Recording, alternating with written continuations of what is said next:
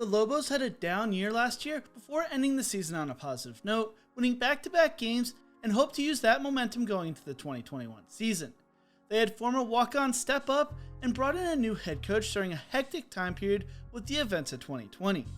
This year, with a relatively normal spring, they look to improve and take the next step. Will they do that? Let's talk about that.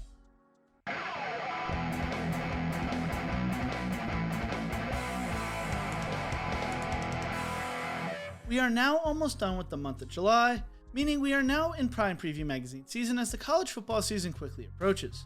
Over the next 2 months, I will be previewing every college football team, yes, all 130, and in this episode, I will be looking at New Mexico. Last year, New Mexico finished the season going 2-5, beating Wyoming and Fresno State in back-to-back games to end the season. This year, they returned 49% of their overall production from last year, which ranks 122nd. On offense, they returned 56% of their production, which ranks 95th, and on defense, they returned 42% of their production, which ranks 123rd. Head coach Danny Gonzalez enters his second year in Albuquerque, with Gonzalez being a former Lobo football player playing safety for them from 1994 to 1998, and later becoming a graduate assistant from 1999 to 2002. He was a special teams and safety coach for New Mexico from 2006 to 2008. Offensive coordinator Derek Warheim spent 2017 to 2019 at Texas serving as a tight end coach, special teams coordinator, and offensive line coach. He was the New Mexico tight ends coach and run game coordinator from 2012 to 2014. Second year defensive coordinator Rocky Long played at New Mexico from 1969 to 1974.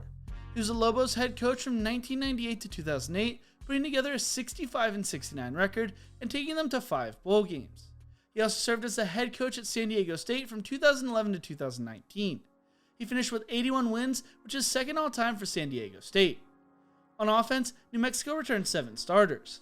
At quarterback, the Lobos add Kentucky graduate transfer Terry Wilson, who threw for 1,187 yards, 7 touchdowns, and 4 interceptions in 2020.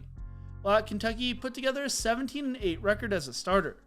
Isaiah Chavez was a 5th-string walk-on last year, but led the Lobos to their 2 wins last season after the quarterback room was crushed by injuries. Tavaka Tuioti and Brent Hughes, if cleared, could be a factor when it comes to the starting job. Overall, there are 6 players competing for the position, with many expecting Wilson to win the job. When it comes to the running back position, this could be a 4 to 5 person rotation.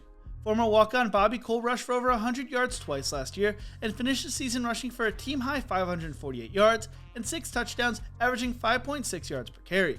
Nathaniel Jones, Bobby Wooten, Chad Alexander, and freshman Aaron Dumas may also contribute in the run game. When it comes to the receivers, former walk-on Andrew Erickson catches everything and finished second on the team in receiving with 270 yards, averaging 15 yards per catch.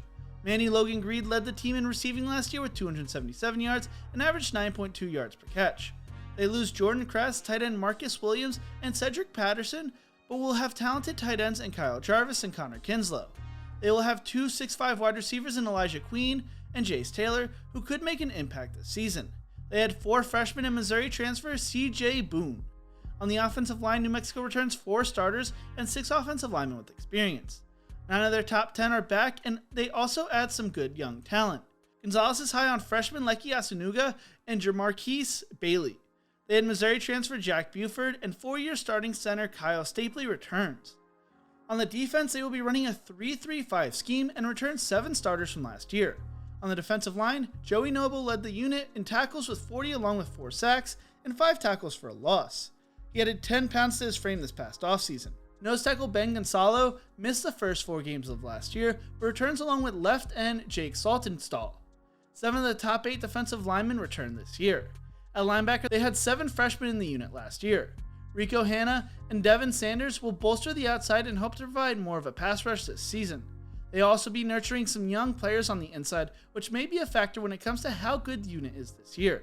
They also had San Diego State transfer Jeffrey Blake.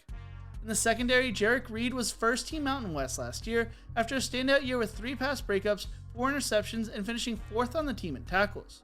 They lose Michael Lovett, Latavion Beaton, and Nick Bolden, but will have 8 defensive backs with starting experience return this season. Corey Hightower and Dante Martin return along with Patrick Peak, who had 31 tackles last year.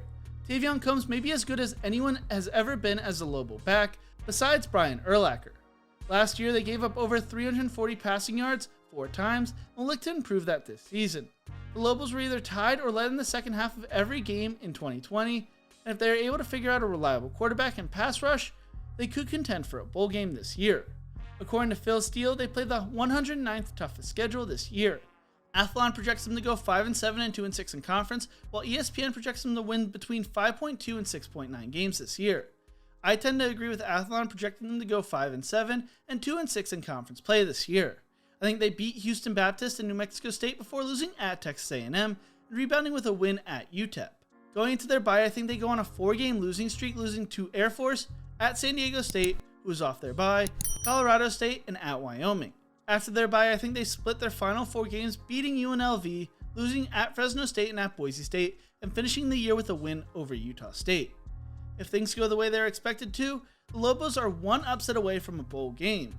But what do you think? How will New Mexico do this year? Let me know in the comment section below. Thank you so much for watching. If you enjoyed this video, check out my other videos in the preview series. Don't forget to leave a like, share, and subscribe to the channel, and as always, remember to embrace the grind.